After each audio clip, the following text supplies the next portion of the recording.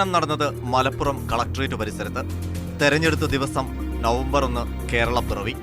ഭോപ്പാലിൽ ജയിൽ ചാടിയ 8 സെമി ഭീകരർ വെടിയേറ്റു മരിച്ചതിന്റെ തൊട്ടടുത്ത ദിവസം. സ്ഫോടനത്തിന്റെ ഉത്തരവാദിത്വം ഏറ്റെടുത്തത് ബേസ് മൂവ്മെന്റ് എന്ന സംഘടന. സ്ഫോടന സ്ഥലത്ത് നിന്ന് ലഭിച്ച ലഘുലേഖയിലാണ് ബേസ് മൂവ്മെന്റ് എന്ന് രേഖപ്പെടുത്തിയത്. അൽ-ഖ്വയ്ദയുടെ നേതാവായിരുന്ന ഒസാമ ബിൻ ലാദന്റെ ചിത്രവും ലഘുലേഖയിലുണ്ട്. രാജ്യത്ത് ബേസ് മൂവ്മെന്റ് എന്ന സംഘടന നടത്തുന്ന 4ാമത്തെ സമാന സ്ഫോടനമാണ് മലപ്പുറത്തേത്.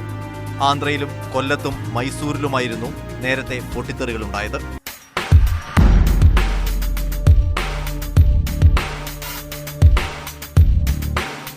ഈ സ്ഫോടനങ്ങളുടെയെല്ലാം ഉത്തരവാദിത്വം ഏറ്റെടുത്തതും ബേസ് മൂവ്മെന്റ് എന്ന സംഘടനയാണ്.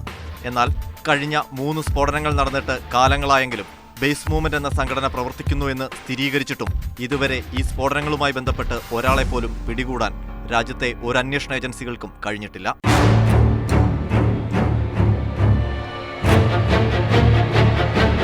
ബേസ് മൂവ്മെന്റിന്റെ പിറകെ പോയ അന്വേഷണ ഏജൻസികളെല്ലാം അവസാനം ചെന്നെത്തിയിട്ടുള്ളത് ഏതെങ്കിലും വ്യാജ മേൽവിലാസത്തിൽ മാത്രമാണ്. അതോടെ തുടരന്വേഷണമെല്ലാം വഴിമുട്ടും. എന്നിട്ടും സംഘടന സജീവമായി തുടരുന്നു. ഒടുവിൽ മലപ്പുറത്തും സാന്നിധ്യമറിയിച്ചു.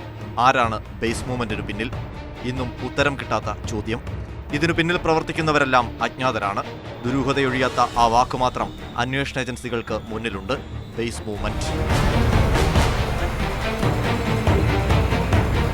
2015 ജനുവരിയിൽ കർണാടക മുഖ്യമന്ത്രി സിദ്ധരാമയ്യയെ അഭിസംബോധന ചെയ്തുകൊണ്ട് അഡീഷണൽ ചീഫ് സെക്രട്ടറിക്ക് ലഭിച്ച കത്തിലൂടെയാണ് ബേസ് മൂവ്മെന്റ് ആദ്യം രാജ്യത്ത് സാന്നിധ്യമറിയിച്ചത്. ഞങ്ങൾ പ്രവർത്തനമാരംഭിച്ചു എന്ന് വ്യക്തമാക്കുന്ന 2 വരി മാത്രമാണ് ആ കത്തിലുണ്ടായിരുന്നത്. ഇന്ത്യയുടെ ഭൂപടവും ഒസാമ ബിൻ ലാദന്റെ ചിത്രവും കത്തിൽ ആലേഖനം ചെയ്തിരുന്നു. ബേസ് മൂവ്മെന്റ് കോവൈ, തമിഴ്നാട് എന്നായിരുന്നു കത്തയച്ചവരുടെ മേൽവിലാസം. കർണാടക പോലീസ് നടത്തിയ അന്വേഷണത്തിൽ കോയമ്പത്തൂരിലെ സിൻഗനല്ലൂരിൽ നിന്നാണ് കത്ത് പോസ്റ്റ് ചെയ്തതെന്ന് കണ്ടെത്തി. 2016 ജനുവരിയിൽ ഫ്രഞ്ച് പ്രസിഡന്റിന്റെ സന്ദർശന വേളയിലാണ് സംഘടനയുടെ 2ാമത്തെ കത്ത് ലഭിക്കുന്നത്.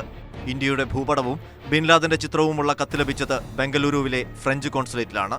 ഫ്രഞ്ച് പ്രസിഡന്റ് ഫ്രാൻസ്വാ ഒലാന്ദിന്റെ സന്ദർശനം റദ്ദാക്കണമെന്ന് ആവശ്യം. മറിച്ചായാൽ പ്രസിഡന്റിന്റെ മൃതദേഹം ഫ്രാൻസിലേക്ക് കൊണ്ടുപോകേണ്ടി വരുമെന്ന ഭീഷണിയും. ഇംഗ്ലീഷിലായിരുന്നു കത്ത്.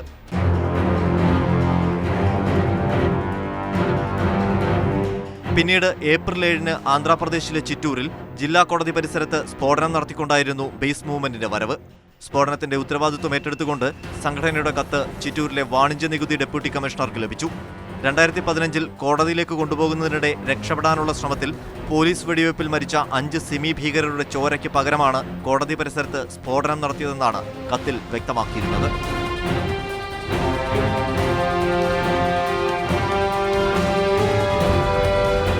കഴിഞ്ഞ ജൂൺ 15 കൊല്ലം കളക്ടറേറ്റ് പരിസരത്ത് സ്ഫോടനം. ആന്ധ്രയിൽ നിന്നുള്ള അന്വേഷണ സംഘം നടത്തിയ പരിശോധനയിൽ ചിറ്റൂർ കോടതി വളപ്പിൽ സ്ഫോടനം നടത്തിയ അതേ സംഘം തന്നെയാണ് കൊല്ലത്തെ പൊട്ടിത്തെറിക്കും പിന്നിലെന്ന് കണ്ടെത്തി. അധികം വൈകാതെ ആഗസ്റ്റ് 1 മൈസൂരു കോടതി വളപ്പിലും സമാന സ്ഫോടനം. ഒടുവിൽ മലപ്പുറത്തും.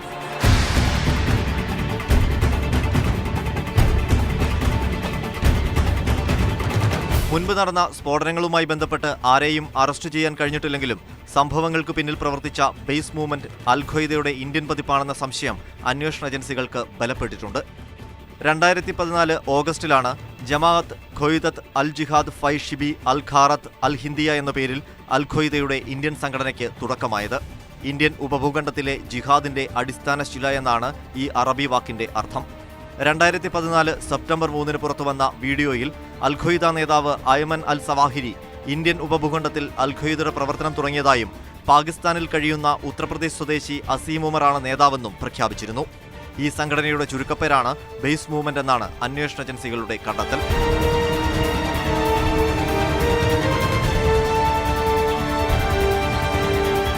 തമിഴ്നാട് കേന്ദ്രമായി പ്രവർത്തിച്ചിരുന്ന കേരളത്തിലും കർണാടകയിലും വേരോട്ടമുള്ള അല്ലുമ അടക്കമുള്ള തീവ്രവാദ സംഘടനകൾ അൽ-ഖ്വയ്ദയുടെ ഇന്ത്യൻ ചാപ്റ്ററായ ബേസ് മൂവ്മെന്റിൽ ലയിച്ചിരുന്നു എന്നും കണ്ടെത്തിയിട്ടുണ്ട്. അൽ-ഖ്വയ്ദയുമായി ബന്ധപ്പെട്ട ചില അറസ്റ്റുകൾ നടന്നെങ്കിലും ബേസ് മൂവ്മെന്റിനു വേണ്ടി അണിയറയിൽ ചരടുവലിക്കുന്നവരെപ്പറ്റി കൃത്യമായ വിവരങ്ങൾ ഇനിയും ലഭിച്ചിട്ടില്ല എന്നതാണ് യാഥാർത്ഥ്യം.